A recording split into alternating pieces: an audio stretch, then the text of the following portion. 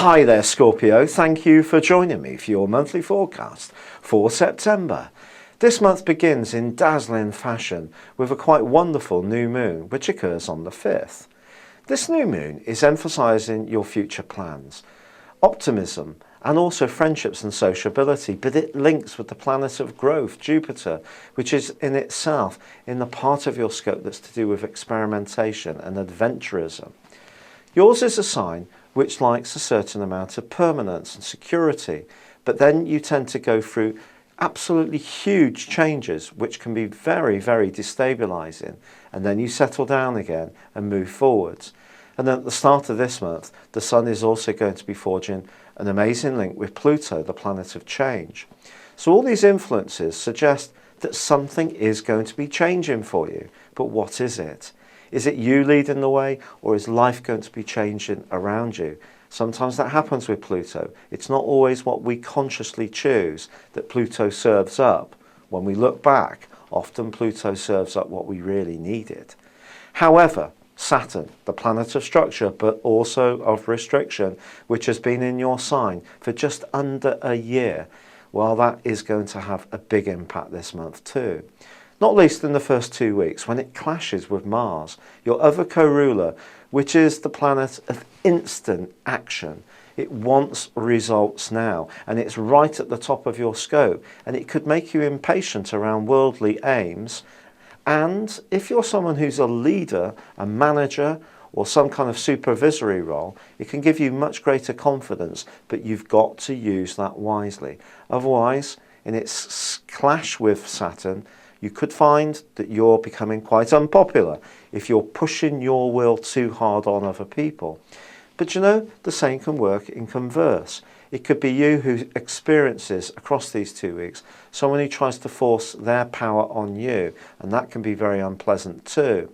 However, Mars, ironically, then goes on from the 10th to forge an absolutely delicious link with Uranus, telling you, Scorpio, that some of the changes that can happen this month are about your work and your role in life.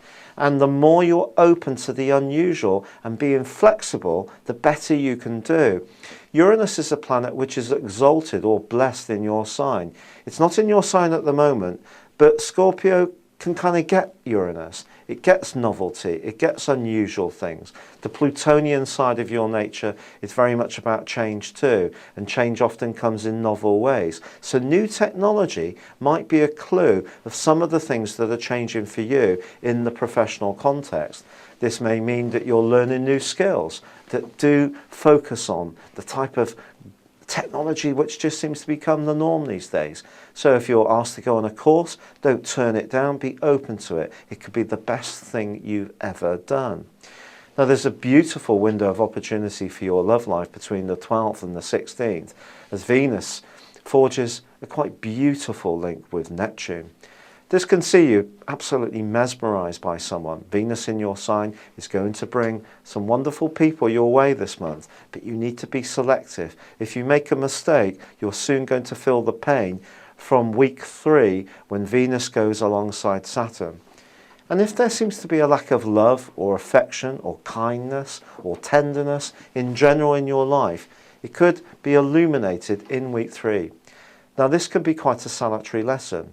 Even if life is serving up the opportunities to grow and to be dynamic and to travel, meet new friends, perhaps to do that new and unusual job, if you yourself don't feel that you have much validation amongst loved ones, that's not going to be very pleasant, and that could be flagged up in week 3. At the same time, it can make you much more conscious of what you do have in your life and see you being much more respectful and grateful for the affection that you do have, the people who feed your soul.